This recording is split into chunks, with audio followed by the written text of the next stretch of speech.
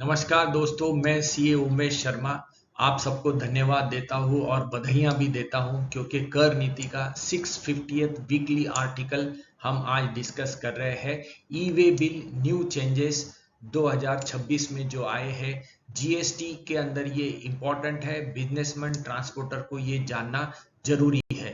तो चलो देखते हैं क्या है इसके अंदर। Bill to ship to e way bills में चेंजेस आए हैं। ई वे बिल क्लोजर की फैसिलिटी अभी एक्टिवेट करी गई है। क्लोजर का टाइम लिमिट भी दिया गया है। गवर्नमेंट का क्या इसमें उद्देश्य है, नॉन कंप्लायंस करने से क्या खतरे होंगे और टैक्स पेयर ने इससे क्या सीखना चाहिए, ये 6 चीजें हम आज देखते हैं। तो पहली चीज, bill to ship to transactions of e way bill. पहले ओल्ड सिस्टम में जीएसटी की जो फील्ड थी वो शिप टू के अंदर डालना ऑप्शनल था। टैक्स पेयर अक्सर इस फील्ड को ब्लैंक छोड़ देते थे। No proper tracking of actual delivery location होती थी बिल टू शिप के अंदर। अब क्या है, बिल शिप टू का जीएसटीएन फील्ड मैंडेटरी किया गया है। अगर अनरजिस्टर्ड पर्सन को अगर हम शिप टू कर रहे हैं तो यूआरपी लिखना होगा। एग्जाम्पल के तौर पर मुंबई से अगर पूना ब्रांच को हम डिलीवरी दे रहे हैं तो हमको पूना का जीएसटीएन नंबर देना पड़ेगा। चाहे मुंबई का जीएसटीएन नंबर और पूना का जीएसटीएन नंबर एक हो, फिर भी हमको वो अब लिखना पड़ेगा। दूसरा चीज, ई वे बिल क्लोजर फैसिलिटी। ये नया फैसिलिटी शुरू किया है, ये अभी वॉलंटरी इंट्रोड्यूस किया गया है। कौन कर सकता है E way bill closure? Supplier, recipient, transporter या एथोराइज पर्सन ड्राइवर। क्लोजर के मेथड्स क्या होंगे? ई वे बिल क्लोजर कर सकते हैं वेबसाइट के ऊपर जाकर, ई वे बिल वाइज भी क्लोज कर सकते हैं, डेट वाइज क्लोज कर सकते हैं, मोबाइल नंबर से लिंक्ड बिल भी यहां क्लोज हो जाते हैं। अभी ये वॉलेंट्री है, फ्यूचर में ये मैंडेटरी हो सकता है और सिस्टम बेस्ड डिलीवरी कंफर्मेशन की ओर अब हम बढ़ रहे हैं।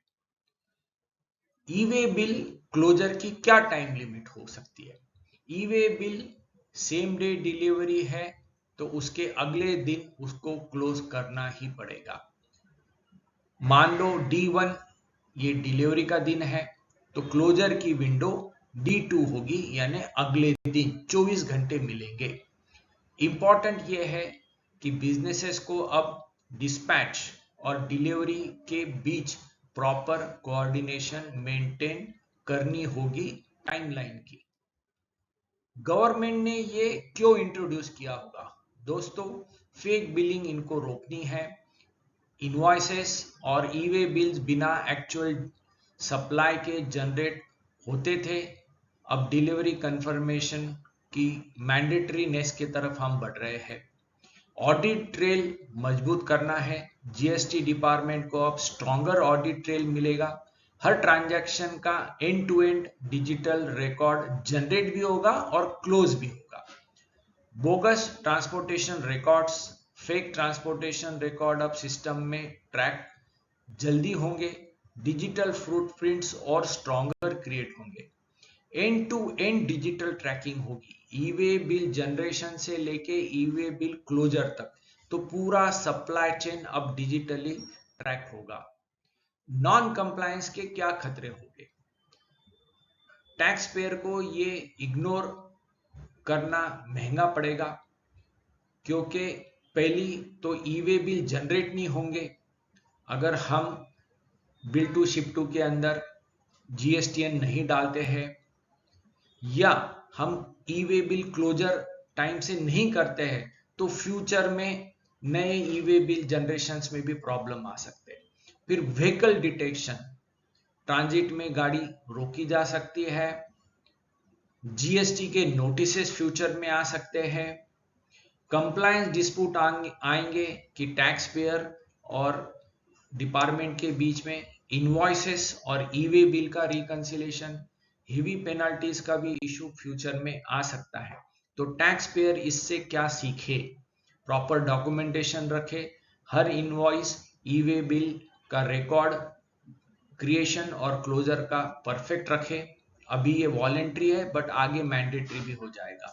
एक्यूरेट जीएसटी रिपोर्टिंग, सिस्टम में सही डेटा एंट्री करे, टाइमली कंप्लायंस का ध्यान रखे, स्ट्रॉन्गर इंटरनल कंट्रोल, डिस्पैच और डिलीवरी का कोऑर्डिनेशन सेटअप करे। याद रखो, मॉडर्न जीएसटी कंप्लायंस सिर्फ रिटर्न भरने तक सीमित नहीं है। अब जरूरी है real time accuracy, digital tracking and transaction transparency. Discipline compliance her businessman की सबसे बड़ी सुरक्षा कवच है। तो thank you for watching this कर नीति एपिसोड ऑफ 650 वीकली आर्टिकल, और आप सबका बहुत बहुत धन्यवाद।